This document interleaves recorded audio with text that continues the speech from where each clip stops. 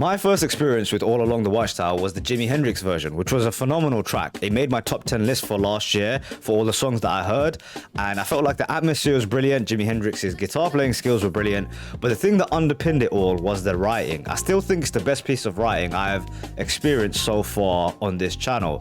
It's phenomenal, even for Dylan standards, which is unbelievably high.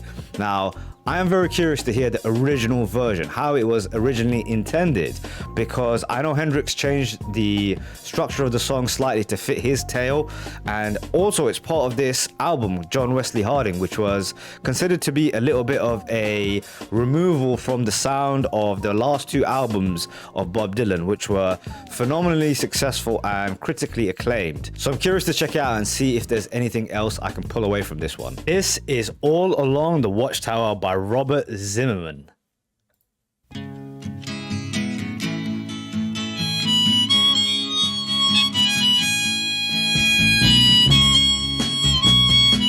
Whoa. Okay. That gives me a very unique feeling. Something about it is unbelievably eerie. Wow. Oh my word, I got chills, man. Okay, so most of the time when I'm listening to Bob Dylan's music, it's the lyrics that really are taking me somewhere. But musically, I've obviously only heard the Jimi Hendrix version and the atmosphere created on there, and I thought that was maybe unique to that song. I see where he gets it now. I see where he got it from. It's from this guitar part here. I'm gonna back this up and go again. We'll start right from the beginning.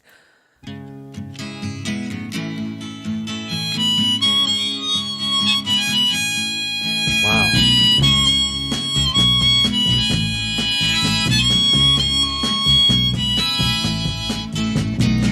There must be some way out of here. It's so mysterious. Said the joker to the thief.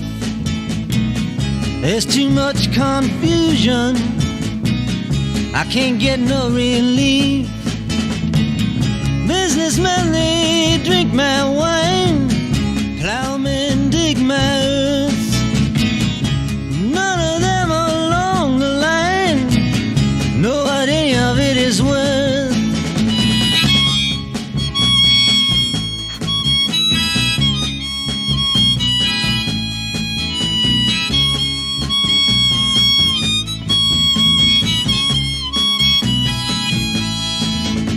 So the way that like harmonica sits in the mix as well, I think is really interesting, right?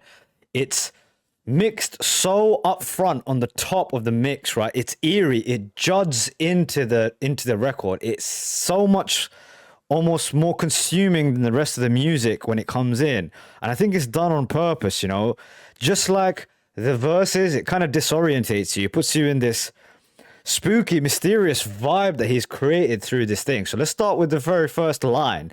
There must be some kind of way out of here, said the Joker to the thief. He opens the very first part of the track up with a line, a conversational element that he brings into it between the two characters. And immediately you're like, who's this Joker and the thief? Where are we? What does he mean by there must be some way out of here? What is here? So it begs the question, as Dylan always does, has he rearranged the verse where maybe this was meant to be the middle of the song, and then he's now structured it so it comes to the beginning, but it still works in a weird way.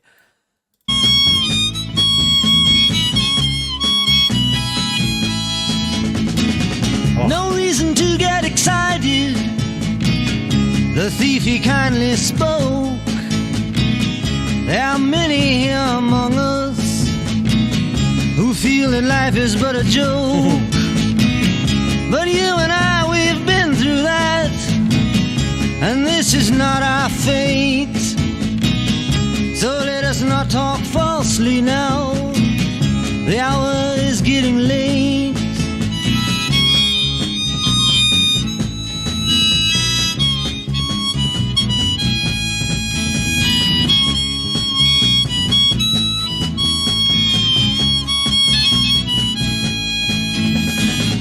Once again, the repetitive nature of the music, the musical backing to this unbelievable writing also helps to amplify it, right?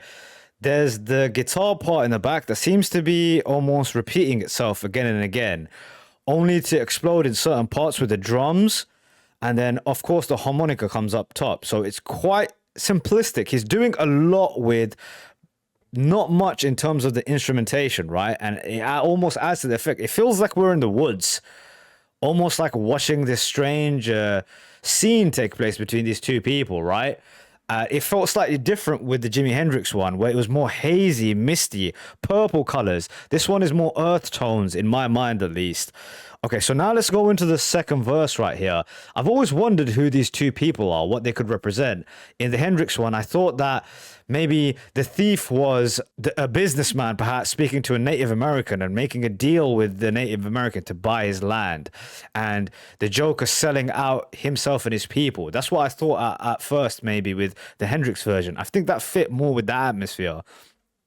With Dylan, I tend to think more biblically. Is it a biblical story? Maybe that of Jesus, perhaps. And I've heard the theory that it's Jesus on the cross speaking to someone else who's being crucified, which is another, I think, fitting example of what it could be, right?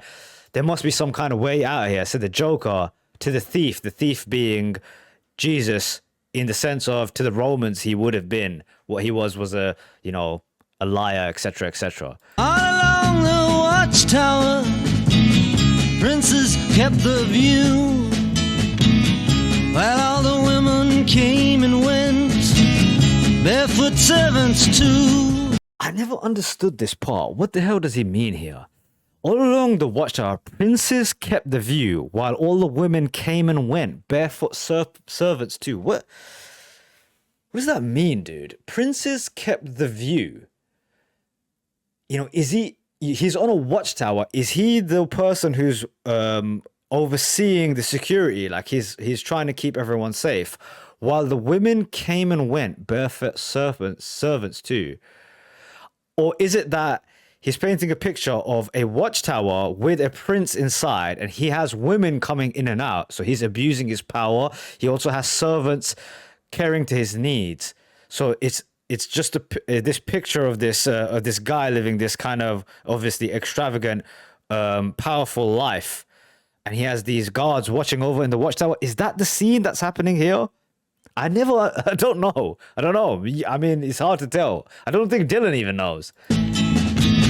Outside in the distance, a wildcat did growl.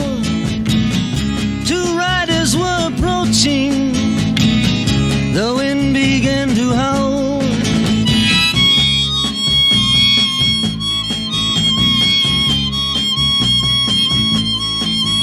Oh wow, it mimics the wind.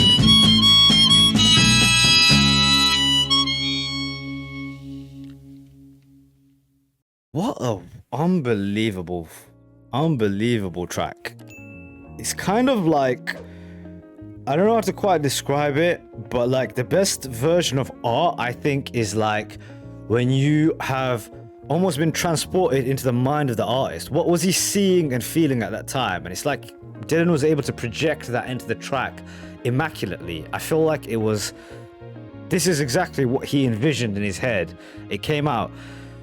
You know, the scene in this forest, this one has more of a foresty feel to it, just like I was saying with Hendrix, where I thought it was more of like a canyon setting. This is more of in the forest, especially with the idea of the harmonica as well. Something about the eeriness of that changed the setting for me.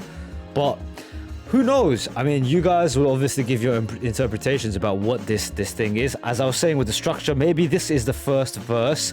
All along the Watchtower, princes kept the view, blah, blah, blah. Two riders were approaching. The wind began to howl. And then you start with, there must be some kind of way out here, so the Joker to the thief. These are the guys who were stuck in the Watchtower. They may be prisoners. I don't know, dude. I don't know. You have the idea of a prince.